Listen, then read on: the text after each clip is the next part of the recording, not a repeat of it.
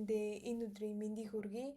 За өмнөх хичээлээрээ би та бүхэндээ зориуллаад Кембрижийн 12 дугаар номны эхний пассажийн reading-ийг хэрхэн гүйцэтгэх талаар хичээл орсон байгаа.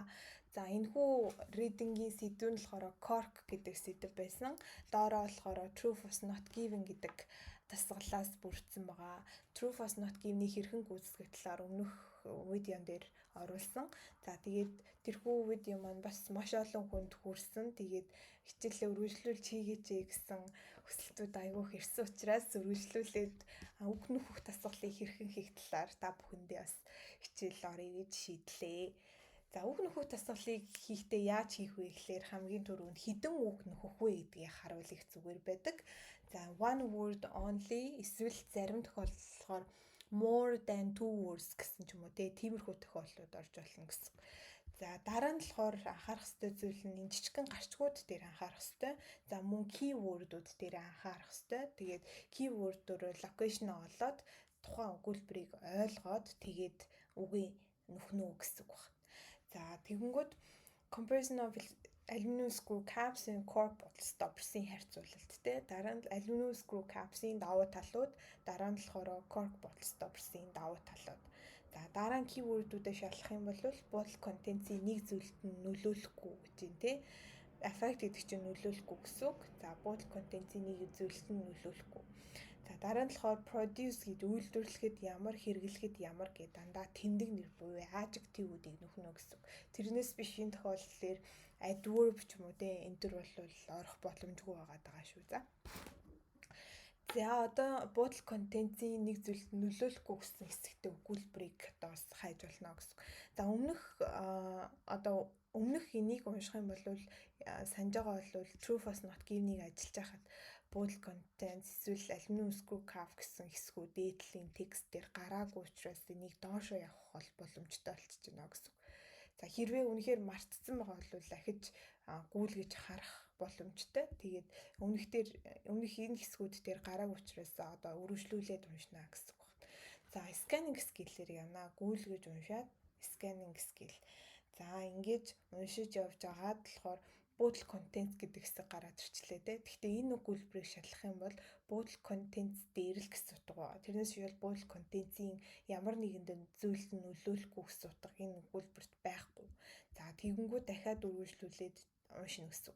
За үргэлжлүүлээ явж итэл дахиад энэ дээр bottle дахиад contained гэдээ гараад ирсэн гэсэн.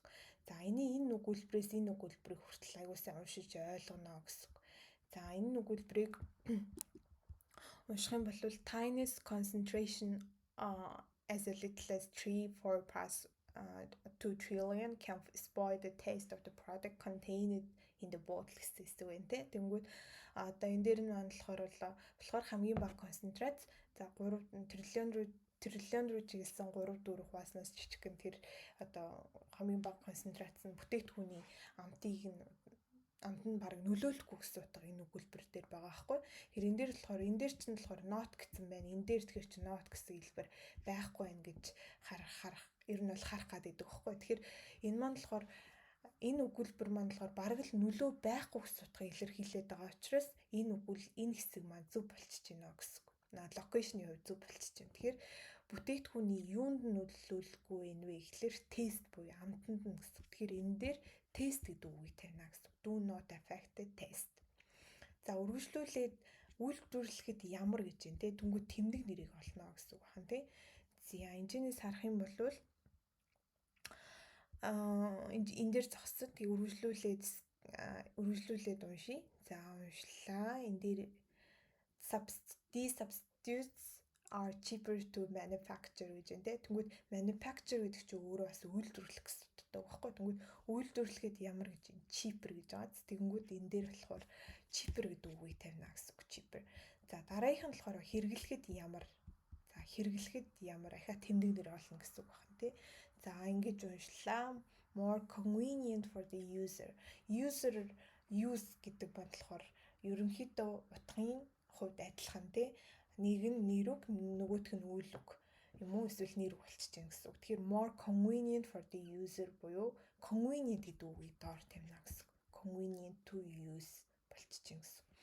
За дараагийнх нь болохоор бас үг нөхөд тасгал маань болохоор ингээд доош өргөжлээд орчдөг учраас одоо энэ дээр зогссон бол энэ хэсгийг нь унших боломжтой болчихж байна гэсэн үг байна. За одоо дараагийнх нь уншия. За quality products-ийн нэг юмд нь тохиромжтой гэсэн хэсгийг олно гэсэн үг тийм. За энэ өгүүлбэрийг унших юм бол энэ дээр quality goods гэд гараад ирсэн байна тийм. Тэгэхээр энэ өгүүлбэрээс энэ өгүүлбэрийг аягүй сайн ойлгоно гэсэн үг.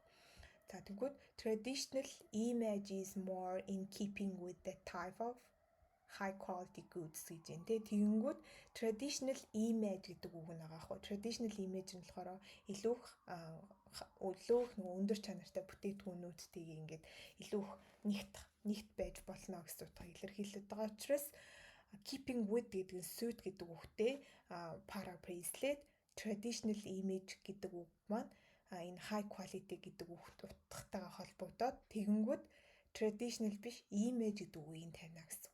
Image энэ дээр болохоор нэр үг нөхөх байгаа шүү дээ тий. Тэгэхээр suit-тэй image of quality products буюу энэ дээр image гэдэг үгийг тавина гэсэн. За дараа нь болохоор ямар бүтээгдэхүүнээс гарган ирдэг вэ гэсэн утга байна тий. Тэнгүүд энэ дээр болохоор тэмдэг нэр орно. Энэ дээр и артикл байгаа учраас тэмдэг нэр үг орно гэсэн үг. За тэгэнгүүт энэ өгүүлбэр дээр зогслоо. Secondly, cork is sustainable product that can be recycled without difficulty гэж дээ. Тэнгүүд энэ дээр болохоор sustainable гэдэг үг байхгүй sustainable. Sustainable energy энэ төр ярьдаг шүү дээ. Тэрний sustainable буюу үр ашигтай тий. Ийм утгатай үг байгаа учраас sustainable гэдэг үгийг энэ тавина гэсэн. Sustainable material. Sustainable product, sustainable material гэсэн үг. За доотлих нь болохоор easily яах вэ? Амархнаар яадаг вэ гэсэн утгыг гаргана гэсэн. За энэчнээс харах юм бол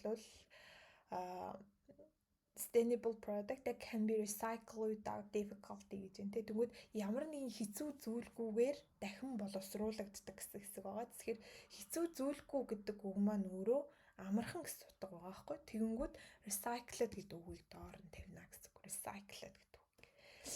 Зя та бүхэн үргэлжлүүлээд 12 болон 13 дугаар одоо дасгал дээр ямар үг нөхөхийг нь энэчнээс харж агаад хийгээд доотлолын хэрвээ чадвал боломжтой бол энэ хүү бичлэгийг үзэж дуусаад комментийн төгсгөл дээр яг энэ хэсгээс энэ хэсгийн аль үг нь тохиромжтой байгаа вэ гэдгийг нь одоо нөхөд тавиад өгөөрэй гэж хүснээр байна. Тэгээд энэ хүү бичлэгийг үзсэнд маш их баярлалаа. Тэгээд ахиц цаашаа үзхийг хүсэх юм бол мэдээж subscribe хийж өгөөрэй гэж хүснээр байна.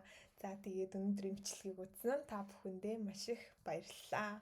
Дараагийн хичээлээр уулзлаа. Түр баяртай.